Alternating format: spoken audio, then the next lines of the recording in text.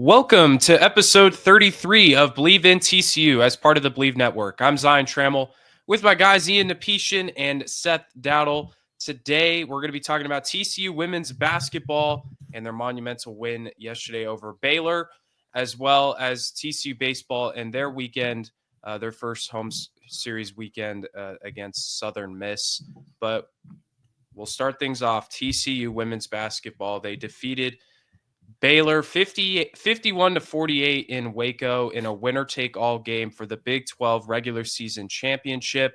Obviously, defense was the theme of that game, but I wanted to get your guys' thoughts and feelings about an unbelievable win for Mark Campbell and this program. Yeah, just absolutely crazy for this program. Very happy for this team. Definitely deserve it. I mean, thinking about the fact that 2 years ago, this was a program that had won just one conference game and is now made the full turnaround. They're now 8th in the AP top 25 polls, which is fantastic, the highest ranking in program history. But this win coming in Waco, where kind of the injury bug all started last season when Sedona broke her finger, is kind of a big full circle moment. But very happy for this team. I mean, my goodness, who could have thought that within 2 seasons this team could have turned things around? And it's all credit to the players, but also the coaching staff. Yeah, this is the most incredible turnaround I've seen in collegiate sports in a while. Maybe there's other ones that I'm missing, but just in terms of ones close to home, for me, this is the best and the most shocking, to be quite honest with you. I would have never in a million years told you that I would be this invested in TCU women's basketball because they were that terrible for years. And now here we are staring at a couple of home games potentially in the NCAA tournament and a 1 seed in the NCAA in the Big 12 tournament, and just a banner. They get to hang a banner in the Schollmeyer. The first time we're going to see that in a long time that says Big 12 champions. Actually, the first time either a men's or women's team has ever gotten to say that.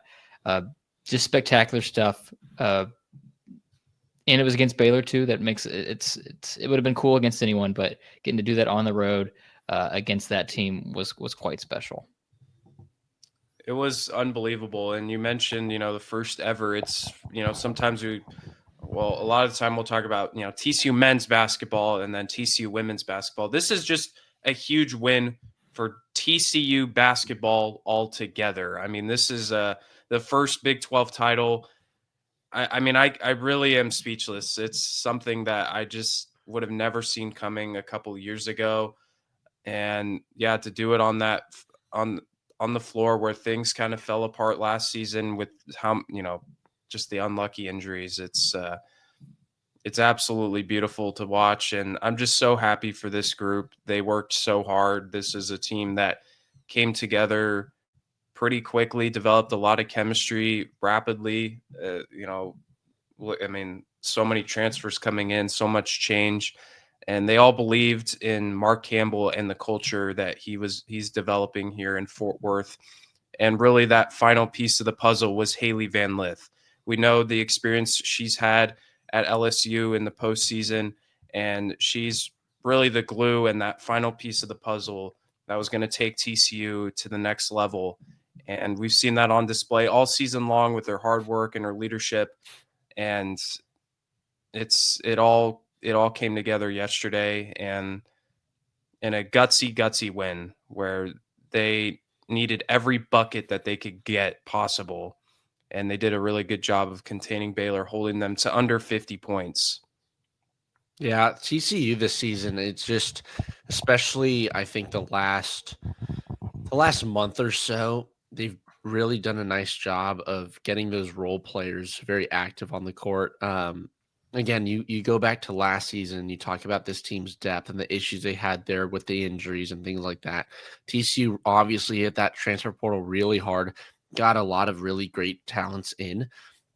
But even then, at this point, TCU still really only used about 7 to 8 players per conference game for the most part.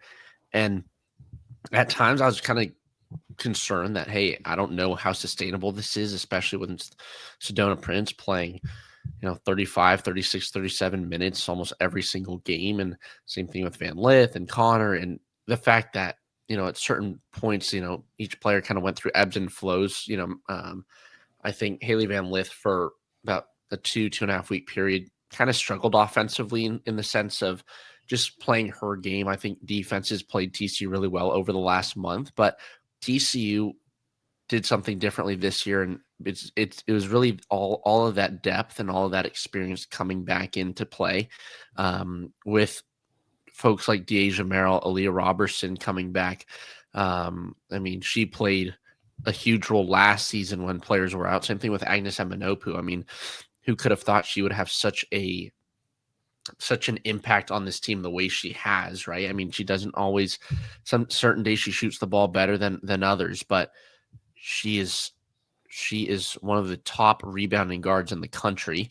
And this TCU team wouldn't be where it is if it wasn't for its role players as well. And I think that's a huge testament to the culture that this coaching staff has built. We talked about how this team has been able to turn things around, and it's not just turn things around on the court, but it's a good culture around that cultivates a winning team, right? You have players that know their role. You have players that are okay not being that main scorer, right? You hear the about the three-headed monster of Prince, Connor, and Van Lith, and sometimes these other players like Bigby, Robertson, and Agnes Eminopu, Donovan Hunter don't get that recognition, but they all play such huge roles that this team would not be where they are without them. Yeah. Just a little bit like of nitty gritty yesterday. This defense was crazy for both sides yesterday. As Zion, you mentioned, every bucket needed it yesterday. Every bucket. TCU though held Baylor to 27% field goal percentage, only 16% from the 3-point line. The big difference, and really the only reason Baylor was in this game for a long time, was that they were getting to the free throw line and TCU was not. I don't want to talk about officiating, but it was pretty abysmal for a good chunk of this game. There was a lot of hand fighting that was allowed when TCU had the ball, and then whenever Baylor would go on the offensive end, it was called a foul. Just calling it how it is. That's all I'm saying. It did kind of even out a little bit, and TCU, when they got to the line, did not shoot it quite as good as they probably would have wanted to. But regardless, anyway. And I just want to touch on what you said, Ian, about those role players. There was a point in time where Donovan Hunter went out because she got 3 really quick fouls. And so then usually, when it's Hunter and Van Lith out there, you've got 2 primary ball handlers. It's a lot easier to facilitate a half court offense when you got two people that can go out there and handle the ball. But then when it was just Van Lith, they really honed in on her, and it became a lot harder for her to, find lanes to drive to the basket or just get open in general. And then I think quickly Mark Campbell realized that was not going to work, and he put Hunter back in a minute after he took her out, even though she had 3 fouls in the second quarter. And I know that we talk about the depth, but those role players are really important, and it just kind of shows you how much he trusts them, even though when they're in a precarious spot, that he needs everyone out there to go out there and do what he wants to do with that team. There's no egos, right? Everyone just knows their role. They know exactly what they need to do. Sorry, guys. Shout out to the dogs. Yes. Shout out to the dogs. They, Seth, why don't you continue with? It's just funny. I had to mute myself a few minutes ago because there were people having an argument outside my door in my apartment complex, very loud. But yeah, this is, I don't know. I am just dumbfounded by this whole experience, to be quite honest with you. It kind of feels like a fever dream from October to now. It went by so quick. I don't really know how to describe how I feel about this. I remember talking about this in October, November. They beat NC State, they beat Notre Dame, and we're this is kind of nuts, isn't it? And then now here we are. It has been a crazy ride. I obviously don't know how it's going to end. And to be honest, quite honest with you, I know this might sound crazy. I know TCU is an 8 in the AP poll. Still think that they are very underrated and undervalued by the national college basketball scene at large. Yeah, I feel that whether I feel that people see TCU as a team that's just hot, as opposed to a team that continues to just dominate, And again, I think one thing that, and I'm not going to take credit for this, but one thing that a lot of the players and coaches said in the press conference, which I think is very interesting, is that people underestimate how tough it is to win a regular season title, right? And sometimes it's like, oh, you won the regular season, but you didn't win the Big 12 tournament championship, right? But the hard part, and this is what a lot of the players said, is that to win a regular season title, you have to be the best in your conference the whole season, and you cannot let up. TCU had two tough conference losses to two really good teams, to an Oklahoma State team that, while they were unranked, they had just dropped out from being number 24, and they're right on the bubble. With the win over TCU, Oklahoma State went back in the top 25. Then they lost to number 12 Kansas State at the time in a very good defensive battle by 9 points, 59-50. While TCU lost a pair of games in conference play, again, to be so dominant over what is about a 3-month period is something that's so hard to do. It's hard to, one, be that consistent, two, after winning so much, to come in and still put pedal to the metal. I think some people underestimate how players just can show up and play well. But for this team, it's like, look, we don't have any opportunity to fail, right? Even after beating Baylor, right? That Baylor win was huge when we beat Baylor when they were ranked 25th. That was here at Schulmeyer Arena. We're like, that's huge for this race. And then who could have expected that this last game of the season, would be for the regular season title? And again, it just goes back to the fact that for regular season titles, you have to dominate and be consistent and be healthy and call upon your entire bench to really win that much and to win over that long period of time. It's not something where it's like, hey, we were a middle of the table team, we got hot at the end, and we made a run in the conference tournament. Not to say that you should look down upon that, but it's just to realize that winning a regular season title is such a long process that is not just a blip in the system. So to your point, Seth, TCU is underrated for, I think, that very fact, is that people still think that this team is just hot, as opposed to a very dominant team that needs to be taken seriously. And I mean, Zion and I talked about this last week. We went to a bracketology deep dive, which was maybe a little premature. We'll do it again. Why not? We'll do it again, because we were talking about how NC State had that really big win against Notre Dame last week, that catapulted them above TCU in the polls and also above them in some bracketology projections.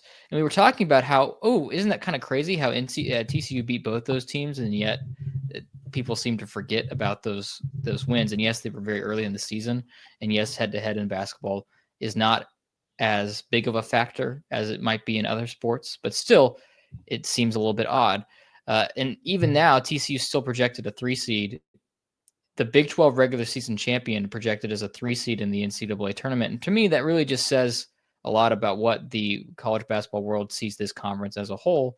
And I really think they're underrating the conference as a whole, as well as TCU. Absolutely. Yeah, those are all really good points. I think, going back to Ian's point, NC State, the men's team, was an example last year of them making a run in the conference tournament, and obviously they made a big run in March Madness, and nothing against them. But yeah, I think I'd rather take a regular season title. Now TCU can obviously do both.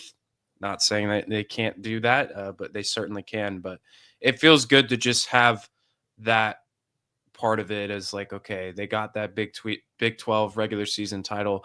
They've been at the top of the conference all season long. I'm glad they're being rewarded for that.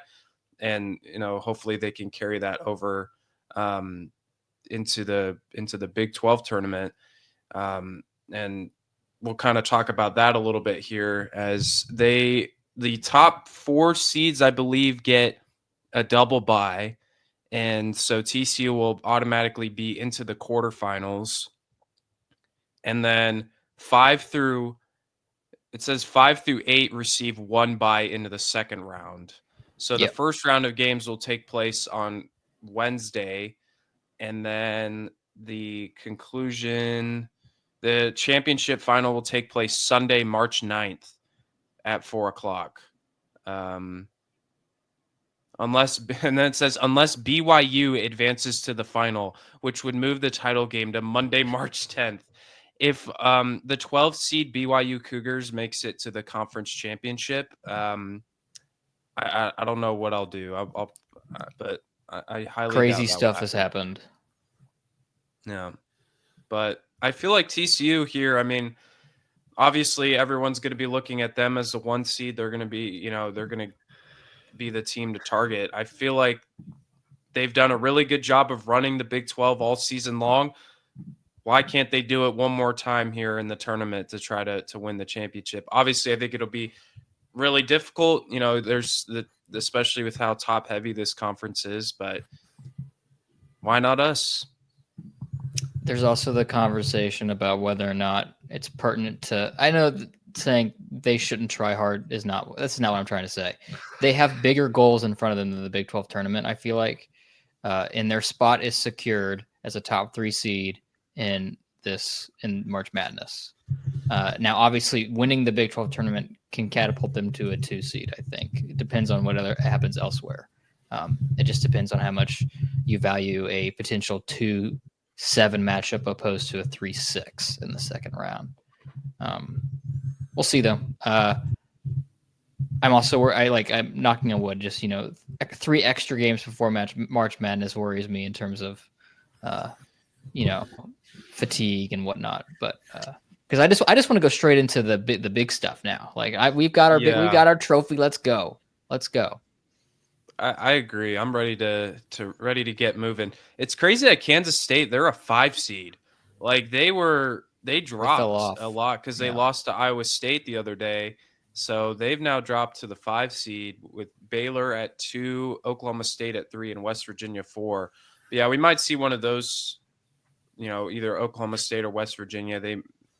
They could possibly make a run in this tournament. And yeah, just praying for health. Please, I just want this team to be healthy at the end of the week going into the tournament, because that's really what matters. We already got our Big 12 title. I'm cool with it, Yep. Guys, I wanted to ask you too. Did you guys see after the Baylor game, Madison Connor had the beat TCU pin? I just think that's so awesome. First, Ernest Uday did it, and now Madison Connor. I just think it's so funny. Like that's like the perfect, It says a lot without having to say anything, really. Just I thought that was cool, and loved the post game press conference from Mark Campbell as well. Yeah, no, it's this team's got a good sense of swagger to them, right? They're all about business, all about doing the work first. But once they get that work done, then they can celebrate it, and hopefully they're able to celebrate this week, and obviously look ahead to the conference tournament. But just like you guys mentioned, there's a lot bigger fish to fry for TCU, but hopefully they can enjoy this one, soak it in, and celebrate it, because they definitely deserve it. Absolutely. As Mark Campbell said, this program's arrived at the highest level of college basketball, and we'll see what they could do in the Big 12 tournament and moving forward. What a time for TCU women's basketball. We're going to move on from that, however, and we will discuss TCU baseball. Wait, we're not talking about TCU men's basketball, like their 40-point loss to the universe? I'm not talking about that. We're not going to discuss TCU men's basketball this week. That's okay. They beat UCF and they lost to West Virginia, and so big game against Baylor tomorrow, I guess. I can't find them in the bracketology. Where are they? They are nowhere to be seen. They lost that after losing to West Virginia. They fell off the map there. But we will discuss TCU baseball, which isn't doing much better, but they're still early in the season. They went 1-2. They played a really good Southern Miss team, though. I will give them credit to that. They moved up to number 20 in the rankings according to D1 baseball. So great. It was pretty much almost a repeat of last weekend at Globe Life Field. A really solid win on Friday behind some great pitching from Cademan Parker and Braden Sloan. Then they lost a close game on Saturday, and then they got blown out on Sunday. Literally Yeah. a repeat.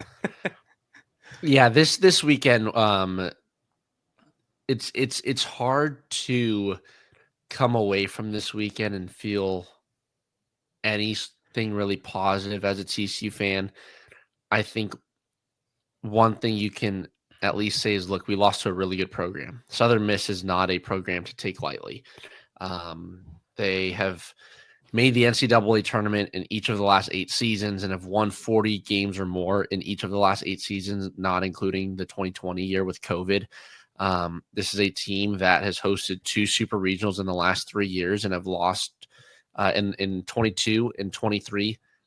Sorry, 22 and 24 lost to Ole Miss and then Tennessee, who were the eventual national champions. This is a really good program who came into Fort Worth and played their style of baseball. They beat TCU on Saturday and Sunday in pretty much every single facet of the game. Base running, small ball, situational hitting. There were times this weekend where I was like, this TCU team needs a little Augie Garrido chat in the locker room to figure out what the issue is, or not to figure out what the issue is, but to kind of kickstart something, for this team, because offensively this entire weekend it just wasn't there. And I think that's one of the biggest concerns is this offense is nowhere near what they should be. They're nowhere near what people expect them to be. You've had a couple of those veteran players, those veteran returning players like an Anthony Silva really struggle, right? This weekend, Anthony Silva went 3 for 6, though. Got to see him swing a good bat, hit a homer on Saturday, his first of the year. Had 2 base knocks yesterday on Sunday. But still, just that offensive production is not there. Fortunately for TCU, the strikeout numbers were down. That's something that was a big concern the weekend before, and even prior to San Diego. But TCU just can't get guys on base, and when they do, it's the base running errors that absolutely kill this team and suck all the momentum out of the room. So lots of issues for TCU. We'll dive into that, but that was kind of my takeaway from this weekend. It is literally like a carbon copy of last weekend, though. Friday, comeback win, good pitching performance by Caveman Parker with Braden Sloan closing it down. Saturday, Tommy Laporte is not pitching. I mean, he didn't pitch as good as he did against Arkansas, obviously, but he was not getting any run support whatsoever. He has not gotten really any run support at all this entire season.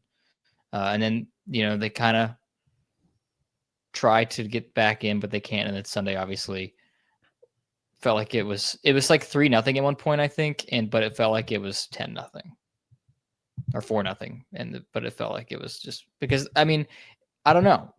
They just feel like they can't really they'll get a base runner on. And then I feel like I see this in the box score. If I'm just like box score watching, they'll get a runner on to lead off the inning, and then he'll do something dumb on the base pass, and he'll be out before you know it. Yeah, on Sunday. Oh, sorry, Seth. Continue. No, it just makes zero sense. I don't understand. Yeah, on Sunday, and this has been an issue all season, but specifically on Sunday, TCU got caught out on the base pass 3 times. We had 2 guys picked off, and got Jack Bell caught stealing from first to second, or Bill Mosiello then ran over to second base and gave Jack Bell an earful because it ended the inning. Excuse me. Sorry. But yeah, it's not good enough. And TCU is unable to advance runners. I think the frustration comes that even though TCU isn't hitting the ball well, they can't even manufacture the runs when they need to. When you get a man at second and no outs, can you advance the guy to third, hit a ground ball the other way, get the sac fly? You don't need a big hit, but again, it's just this team, their situational hitting has really been horrendous. And just like you mentioned, Seth, it feels like last season where it was the same story throughout the whole year. Was situational hitting, getting guys on base, advancing them around, then trying to have a shutdown inning. Fortunately, TCU can't have a shutdown inning when you can't even score runs, and like for Tommy Laporte, I feel so bad for the guy. He's 1-2 with a 2.16 ERA, giving up 4 runs through 16 innings. Back-to-back weekends, has given up 2 runs on a start and has gotten the loss. He's almost turning into Peyton Tolley from last year early on, when the poor guy was going out there and absolutely shoving, but gets 0 run support, and that puts so much pressure not only on the starter, but then it affects how Kirk Saarloos has to then go to the bullpen to get guys out there, because they're much higher leverage situations. Which, again, this weekend, some of that bullpen management was tough in the 8th inning on Saturday's game. Got to see four TCU pitchers in 1 inning. Not what you wanted to see at all, but a little bit of everything happened this weekend for TCU, and not a ton of bright spots aside from some specific pitchers and offensive players here and there. If you're a Wichita State pitcher right now and you want to transfer to TCU, I'll tell you this: you're going to have success, most likely. You're gonna pitch well, but you're going to get 0 run support. Double-edged sword. It's the price you got to pay to be You're like, you will be a 2nd-round draft pick, but you will lose all your games. Yep. You will be 3-11 with a 2.4 ERA. Like, unfortunately, but hey, if you want to come to TCU, I think it's also really tough because, I mean, you've seen them kind of switch up the lineup construction a little bit. I feel like, and it's really hard. I feel like you have to find a way to get Carson Bowen, Nolan Traeger, and Noah Franco all in the lineup at the exact same time.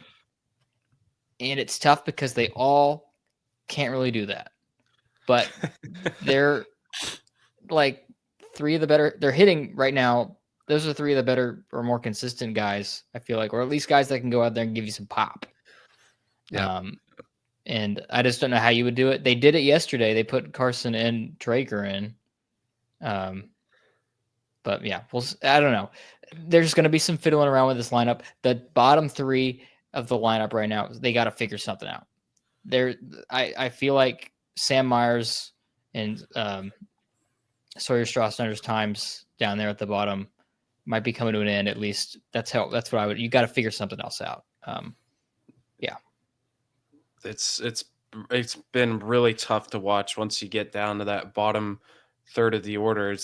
You need someone down there to be able to produce with runners in scoring position, and quite frankly, this team has been unable to do that these last 2 weekends. It's just not enough team ABs, being able to just move a guy over, whatever you need to do to bring in a run. They just can't do it. But yeah, I would love to see those 3 in the lineup at the same time. I don't know how, but it'd be nice to see it. And then, I think really one of the few positives you could take away, we already mentioned it already, but Caden Parker and Braden Sloan continue to be that dynamic duo. And I'm not sure how much longer we're going to be able to see that, because it feels like Braden Sloan, we were mentioning this before the show started, that he might have to be slotted in as the Sunday starter or make some adjustment, because on Friday he went 4 innings, no hits, no runs, 2 walks, 7 strikeouts. That's really good to have out of the bullpen, but we kind of need some help in the starting rotation. Yeah, I wouldn't be surprised to see Braden Sloan move to being a Sunday starter. Unfortunately, with the schedule this week, playing 2 midweeks against Air Force, I don't think we will see him. I think we can see him start maybe on Tuesday and then come out of the bullpen or start on Sunday. I think that's a potential for Braden Sloan. But yeah, it's and this isn't, I want to be careful with Trevor Baumler, because Trevor Baumler is a freshman pitcher pitching in the Big 12. It's a very hard thing to be a freshman pitcher and to be a starter. And I think the biggest reason why it's tough is because that you don't have the experience necessarily to prevent yourself from spiraling after making a couple of mistakes in an inning. And I think that's what we've seen so far from Trevor Baumler, is that if he can get into a groove, get onto a good start early on, he can kind of, ride the ship and be pretty steady. But the minute something goes wrong, Baumler kind of has trouble picking himself out of that hole. Whereas I think TCU would really benefit from having a more experienced arm, someone that's been there before, someone that has started. I mean, we've seen what Brandon Sloan can do when he starts. He and Chase Hoover were kind of flip-flopping on that Tuesday starter last year, right? And even the year before, we saw what Brandon Sloan could do as a starter too. So I wouldn't be surprised. There's definitely going to be a lot of moving pieces as we continue to try to figure out what the best lineup is for TCU, what the best pitching staff is for TCU, who wants to come out of the bullpen when. But I think Braden Sloan for sure needs to move into a starting role. It might expose your Friday night, right? If Kidman Parker can't get the job done, who do you put in after that? Or if he can and it's a close game, who are those relief arms that you can trust? Cade Udy looked really good last weekend, in the midweek against Tarleton State. Really struggled yesterday. Excuse me, not yesterday, but on Saturday. Luis Rodriguez came in and pitched one pitch, gave up a solo shot. That's not what you want to see, right? Then you bring in other relievers and things just not falling into place. But this is a TCU team where almost every spot in the bullpen is up for grabs right now. And I think the bright spot for TCU is that you've got depth, you've got guys with talent. They just need to settle in, right? There are 23 new faces on this team. It'll take time, but Kirk Sarlo said it in his press conference yesterday. He's like, we are nowhere near desperate enough offensively or pitching wise to he basically said that we need to be more desperate to win. We need to be more desperate to get out in front of the teams we're playing. We need to be more desperate to get on base and get guys around and score. And he just doesn't feel that this team is desperate enough to win yet. And I think that's a concern too, because you want these guys to be able to go out there and compete every day, but if they're not in the right headspace or if things aren't clicking yet, it'll take time. I don't think it can be overstated enough either how big of a loss Ben Abelt has been so far and how that is proven. Like, that was an arm. I mean, that's the starting rotation. And I don't know what the order would have been. It would have been Parker, Abelt, Lepore, and we're not even having this Braden Sloan conversation right now. If that's, you know what I mean? And that really, it slots, a couple arms back into the bullpen. It makes it a lot easier to manage when you have an arm like that. And it really would, maybe change the outlook of a couple of these games where TCU has lost. So I know that we knew that was a big loss, but I really feel like I don't know about y'all, but I was like, well, they can manage. I mean, it's a big deal, but they'll be able to manage. I think we're just kind of seeing how big of a deal that has been so far through the first 11 games. They're struggling for sure. And they've got 5 games this week. They start with Air Force on Tuesday and Wednesday, and then they'll have Fresno State, the second California team, on the schedule this weekend for a 3-game series. But all those games will be at home, so the pitching staff will be challenged, and we'll see. I mean, we're getting close to conference play, and they're kind of running out of time to start to figure things out, because once you get to conference play, that's when it really starts. These games matter, of course, but that's when it really starts to get serious. And if this team wants to make a run, they've got to be, like Ian said, they got to be a little more desperate to want to win and be the more fired up team coming into each game. Because to have that kind of mentality this early in the season, I don't know, that's concerning. Yeah, and again, it's very early. We're 11 games into the season. TCU 7-4. They had they lost a home series to a very, very, very capable program in Southern Miss, and then again, I look back at these last 2 years and say, okay, maybe curb my expectations. 2 years ago, the entire first half of that 2023 season was just horrible. and TCU found a way to make it to the to Omaha and to the College World Series. Then you look at last year and you say, wow, 14-0 start. Goodness gracious. All right, let's see where this ends up. And we don't host. We don't even get a bid in the tournament, right? So if I've learned one thing over the last 2 years, it's give this team some time, whether they're doing great at the start or really poor. Things will figure itself out. It just depends on when that'll click. And I think when it does click for TCU, this team will really show its full talent, but you're going to need some specific guys like an Anthony Silva, like a Sam Myers, like a Chase Brunson to really be those consistent pieces offensively to then kind of bring everyone else on. It's going to be hard to do it relying on some of those new younger faces like TCU has. I mean, again, 23 new guys on this team is a lot.